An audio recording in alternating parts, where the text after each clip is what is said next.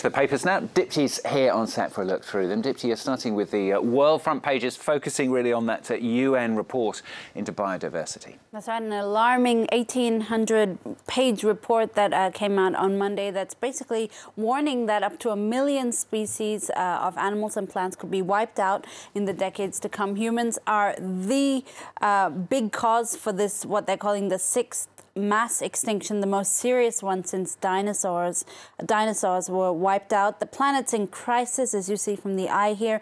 Future generations are at risk of starvation as we're facing more and more food and water shortages.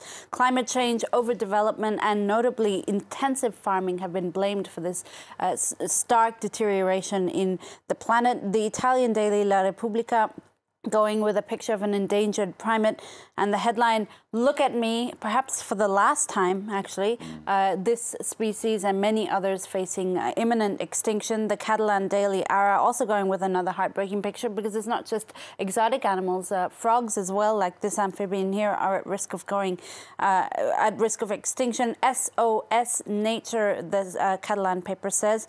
The Swiss paper Le Temps says the report is proof that world leaders cannot point the finger elsewhere at citizens, for instance. Saving the planet will mean saving humanity too, the paper says. We, I quote, miserable humans who need bees for honey, trees for air, and plants for our health. No country today has shown the kind of leadership when it comes to exemplary politics needed to protect biodiversity, the paper's editors say. French papers are also sounding the alarm, aren't they? Well, the communist paper L'Humanité is evoking what it calls a countdown that has begun. The paper says the UN's report is clear. It offers us a clear vision of how humans and nature interact. That is, nature offers and man takes more than he needs to the great dismay of future generations. We need profound changes to repair nature. That's what really needs to be done, L'Humanité says. Le Figaro also focusing on it on its front page, offering us some visuals of the animals that are at risk here. The Eurasian lynx, the Herman turtle, the moor frog, and the European eel, all facing extinction. This situation really best summed up by this cartoon from La Nouvelle République, which is a local paper.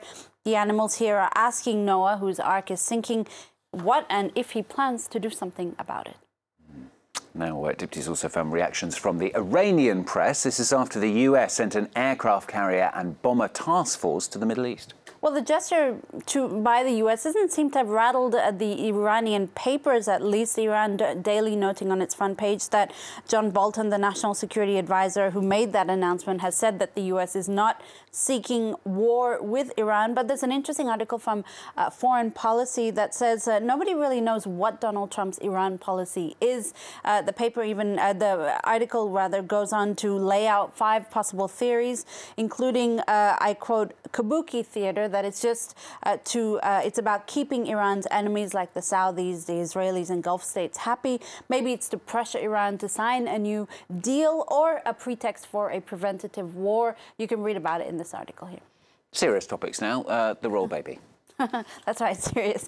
It's a boy, it's a boy, it's a boy. That's basically the one line that we're seeing all over the tabloids today. If you've missed it or you've been living under a rock for the past 24 hours, it's a boy.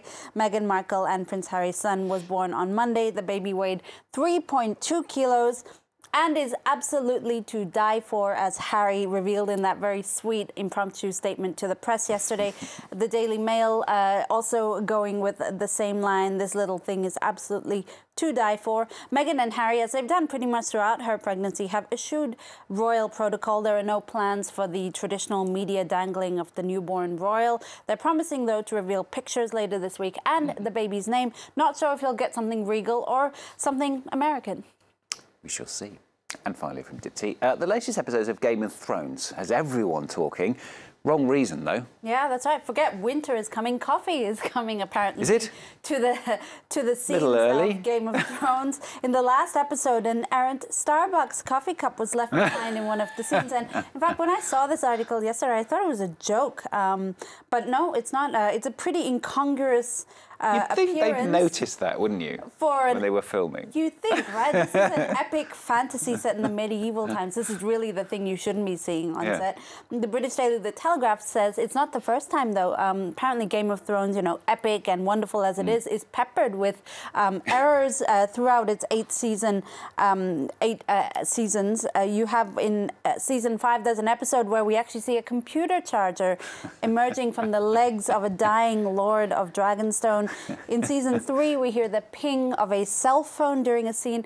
Apparently the medieval people were just really ahead of their time. Yeah. Did they have a muffin as well, you know, to go with it? Or a chai tea or something. Or a chai tea, yeah, who knows, who knows. All right, Starbucks and Game of Thrones. Thanks, Dipti. Dipti with the papers on France 24.